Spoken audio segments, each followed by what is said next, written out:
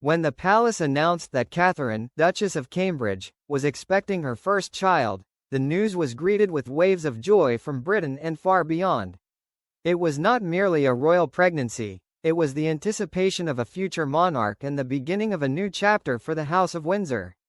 From the outset, Catherine approached the experience with the same balance of dignity and candor that had become her hallmark. She openly acknowledged the challenges of early pregnancy while continuing to fulfill engagements when possible, setting a tone of realism rather than fairy tale perfection.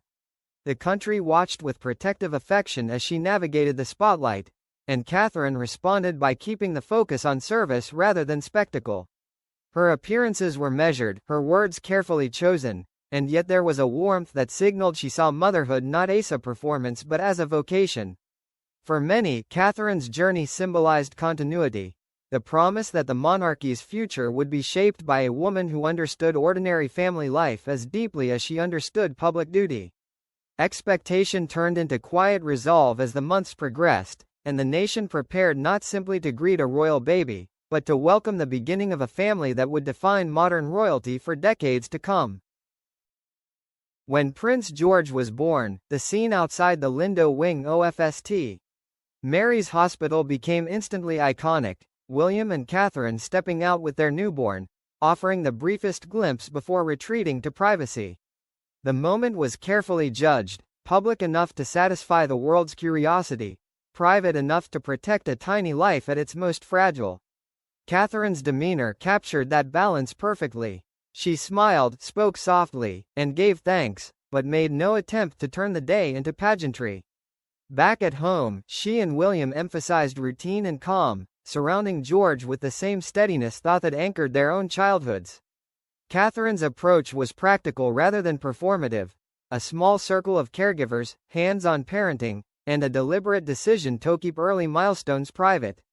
The images that did emerge were often taken by Catherine herself, intimate and unforced, drawing the public closer while keeping intrusive lenses at bay.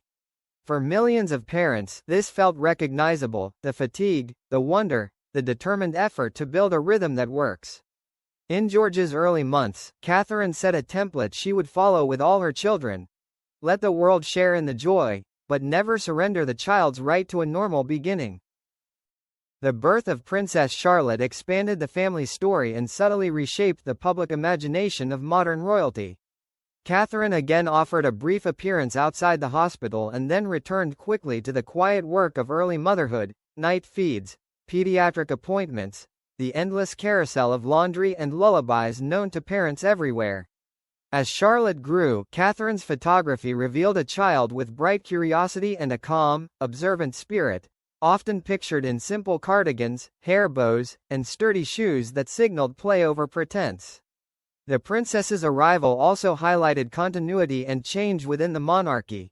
Titles and rituals remained, but the day-to-day choices, hand-me-down coats, reworn dresses, family walks, spoke of values rooted in thrift and normalcy.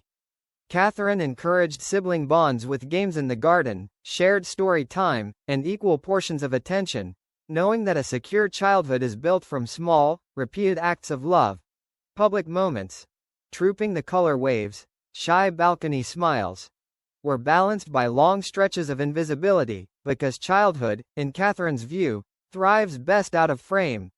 With Charlotte, the Princess of Wales showed that raising a daughter in the royal family could look both traditional and modern.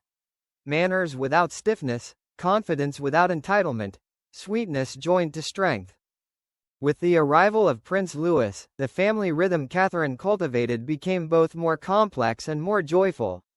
3 young children meant schedules braided tighter than ever, school drop-offs, playdates, muddy pitch sidelines, piano practice drifting down the hall, and the unglamorous logistics of snacks, naps, and spare socks.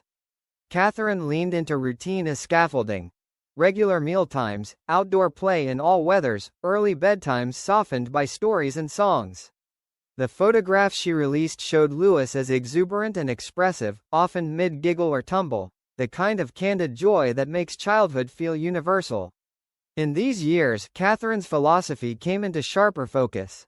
A stable home is not an absence of chaos but a rhythm that absorbs it. love is sometimes choreography. Publicly, she continued engagements with steadiness, often referencing the practicalities of parenting young children, the packing of school bags, the art of getting everyone out the door. Far from diminishing her royal role, these admissions built trust, reminding people that beneath the tiara is a mother making the same daily calculations others do. Louis's presence, and the dynamic of three, made the Cambridge household feel less like a distant court and more like a family recognizable in its noise and its laughter. From the beginning, Catherine and William treated privacy as both a right and a responsibility, crafting an approach that allowed their children to be known but not consumed by public attention. They established clear boundaries. School gates were not stages, classrooms were not photo sets, and birthdays could be shared with the nation through a single, well-chosen image rather than a media scrum. Catherine's own photography proved an elegant solution, authentic glimpses that satisfied curiosity while keeping the pace and place of childhood unpublicized. Walkabouts became masterclasses in calibration. The children sometimes present for a brief wave, then whisked back to the sanctuary of ordinary life. When speculation flared, the couple held the line, understanding that consistency is the most powerful teacher. Over time, this discipline yielded dividends. The public learned when to look and when to let be. The result is a paradox that works: familiar royal children who remain strangers in the best sense, free to become themselves. In a culture that prizes exposure, Catherine's refusal to monetize intimacy feels radical, even regal. She has shown that protecting a child's interior world is not only compatible with royal duty, it dignifies it. Motherhood did not distract Catherine from public service, it deepened and directed it. Her advocacy for the early years, rooted in research and conversation with practitioners, took on fresh urgency once she was living the theories at 3 a.m. With a sleepless infant or fielding a toddler's storm at tea time, she spoke often about the link between a child's earliest relationships and lifelong mental health, translating neuroscience into household choices, predictable routines, shared reading, outdoor play, attuned listening. Her visits to nurseries and family hubs were unhurried, focused on the texture of daily life, how staff soothe, how spaces invite calm, how parents access support without stigma. She championed practical interventions, parent-infant groups, perinatal mental health services, and community networks that wrap care around families before crises form.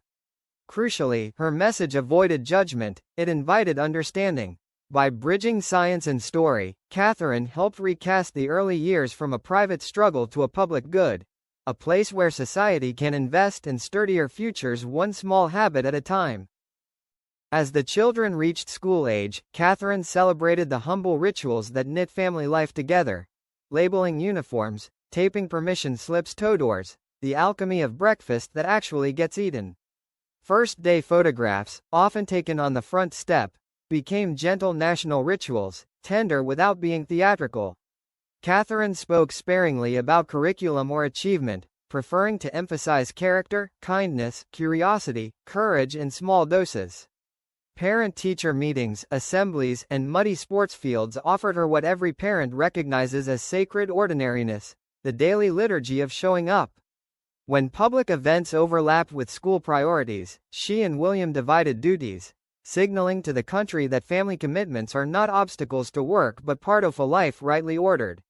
In this season, Catherine modeled a truth easy to miss in grand narratives. Childhood is made in increments, inches of height on doorframes, shoes worn at the toes, the steady miracle of becoming. By dignifying small milestones, she invited others to notice their own.